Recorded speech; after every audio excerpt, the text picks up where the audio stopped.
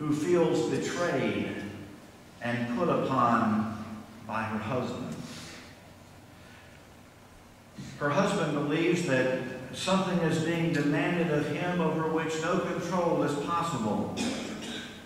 And she is confused and upset because her husband believes that God is calling them to give up their jobs and their security and their home and their lifestyle and return to school and prepare themselves to be sent by the church as mission personnel in some far-off land. Now she's convinced that her husband's call is real, that God really is calling her husband to this new life. But the personal cost to her is far more than she bargained for. Over time, she's carved out for herself a clear and certain plan for her life. And this new scheme that God is laying upon her husband is ripping her heart out and tearing up her soul. You know, friends, when such transformation goes on in our own lives, it's a bit easier to manage when it's happening to us. When God's working on us. We can feel the power of God working deep down inside of us. But those around us, spouses and family and friends and neighbors and children, well, they may not understand what God is doing down deep inside of us. As hard as they may try and as deeply as they may want to, it's hard for them to understand what God is doing down in the deep recesses of our souls.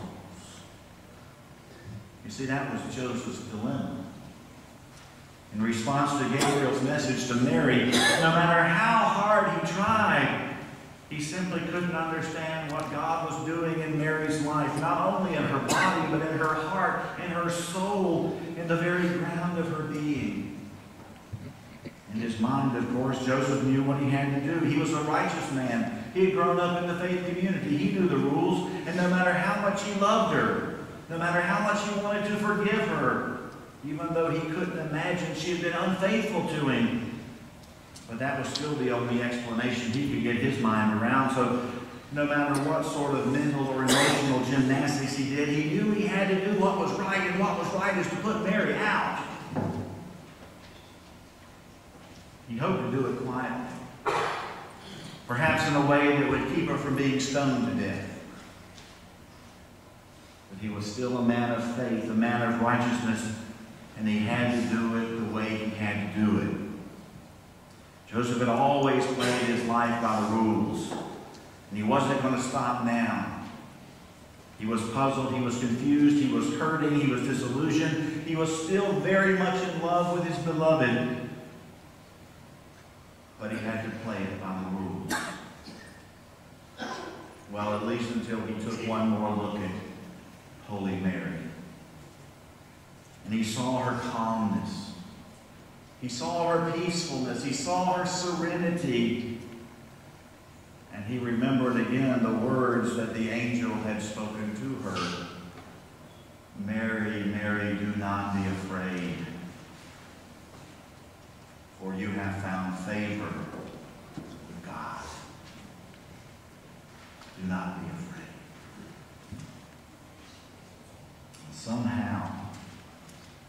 Somehow, in some way, it was clear to Joseph that Mary, his beloved, believed that to the center of his soul. And that somehow, some way, deep inside his soul, he knew that he had to believe it too. All you see that Joseph wants to do is to do the right thing. For his whole life, he'd been taught over and over about what it means to do the right thing. And everything we know about his personal formation suggests that he was strong enough to carry it through. But now, because of this angel, Joseph discovers that what he's always been taught may not be so right after all. Now Joseph discovers that God has a new idea, a different take on the situation, a new direction for him to take his life. The old ways were dependable and secure. The new ways are unpredictable and scary. But deep in his heart, Joseph knew that he had to listen to this angel of God and follow in faith to places he could hardly imagine. If Mary could do it, Joseph would say to himself, if Mary could do it, if Mary could face it, if Mary can believe it, then so can I. Luke tells the story of Gabriel's announcement to Mary to make a sure and certain point.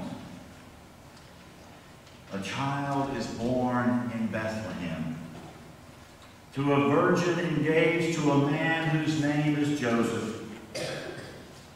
And the child's name is Emmanuel,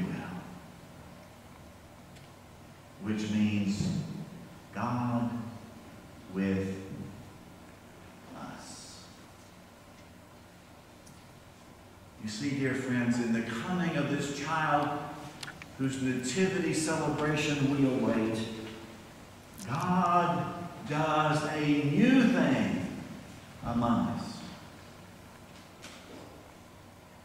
The old ways have come to an end. That's the basic message of the New Testament. A new day is dawning. A new world is coming. And everything we thought we knew is up for grabs. In the next day or two or three, as you say your prayers, and in the midst of all the Yule rat race, you can catch a few minutes here or there to sit down and be quiet and wait. Wait on the Lord. Well, I hope that in some quiet moments between now and sometime Wednesday night or Thursday, when the great feast of Christmas begins, I hope that sometime in there you'll sit back and take a deep breath and be quiet and relax and watch and listen. Listen for the angels. You may be just as surprised as Joseph was about what new thing God is preparing to do in your life. About what new thing God is going to ask of you in the new year. What new thing God is going to place before you and invite you toward Him. Like beloved and holy Mary, open your heart. Fling open wide the doors of your soul. And let your soul magnify the Lord. Let your soul enlarge the Lord. And let your spirit rejoice. Rejoice. Rejoice in the one who is coming and promises to come in.